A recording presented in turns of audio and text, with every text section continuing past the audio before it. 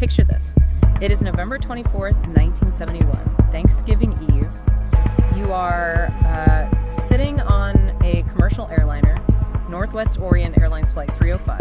Right. You're just sitting on the tarmac in Portland, waiting for takeoff to Seattle. And the weather outside is entirely miserable. Just that classic driving Pacific Northwest rain. Exactly. The kind of cold, driving rain that makes you deeply grateful to be inside a warm, brightly lit cabin. And boarding this flight is a man dressed, well, meticulously. He's in a dark business suit, a white shirt, and a narrow black tie. Very sharp. Very sharp. But there is a glaring, almost theatrical detail that immediately sets him apart from, the other weary holiday commuters.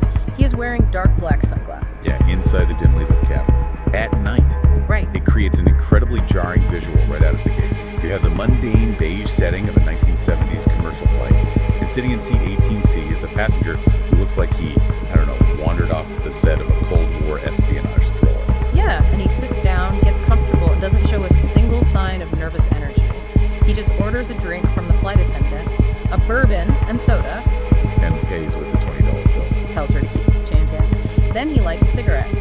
Because, 1971. Different times. Right. And as he's sitting there sipping his bourbon, he casually hands a folded note to the flight attendant, Florence Schaffner. Now, Florence assumes he's just, another lonely businessman slipping her his phone number. Which apparently happened a lot. Oh, all the time. So she drops it into her purse unread. But he leans in and says, very quietly, "Miss, you better look at that. I have a bomb." Wow.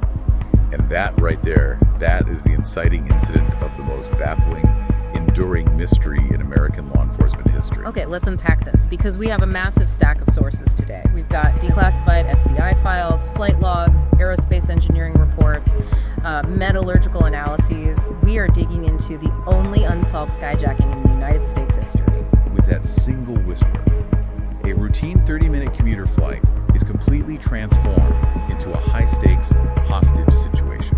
A crime pulled off by a man who bought his ticket under the alias Dan Cooper, later immortalized by a media typo as DB Cooper. DB Cooper, right, the ultimate perfect crime. Yeah. And we aren't just going to recount the myth today on this deep dive. We are going to look at the mechanics of the threat, the physics of the aircraft, the psychological warfare he employed, and, the microscopic evidence he left behind before vanishing into thin air. And when you review the FBI profiling in these source documents, what really leaps off the page is the perpetrator's distinct behavioral signature. What do you mean by that? Well, this was not a crime of chaotic passion or, political extremism, which were really the common motives for skyjackings in the early 1970s. Right, it was happening all the time back then. But to understand how different this was, you have to look at the psychological control he exerted. Schaffner reads the note, which demands $200,000 and 4 parachutes, and she is obviously terrified. She asks to see the bomb. Cooper calmly opens his briefcase. Inside, she sees 8 red cylinders wired to a large battery. And then he just closes it. Just snaps it shut. Yeah. And if you or I were sitting next to someone with a bomb, we would expect, sweating, a shaking voice, frantic demands. But the sources explicitly note his demeanor. He was profoundly calm, polite even. The crew described him as acting like an executive. It's so weird. Psychologists who analyze this case refer to his tactic as the titration of fear. Titration of fear. Yeah, it's a fascinating concept. He never breached the cockpit. He never yelled at the pilots. Instead, he used the flight attendants as a buffer, right? A physical relay system between himself and the flight deck. So he's isolating himself. Exactly.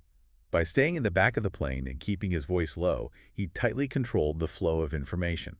The pilots only knew what the terrified flight attendants told them. Wow.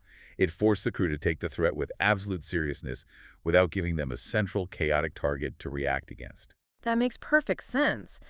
It's like he was conducting a hostile corporate takeover rather than committing a violent crime. That's a great way to put it. I mean, if someone claims to have a bomb, you'd expect erratic panic, not a guy sipping bourbon.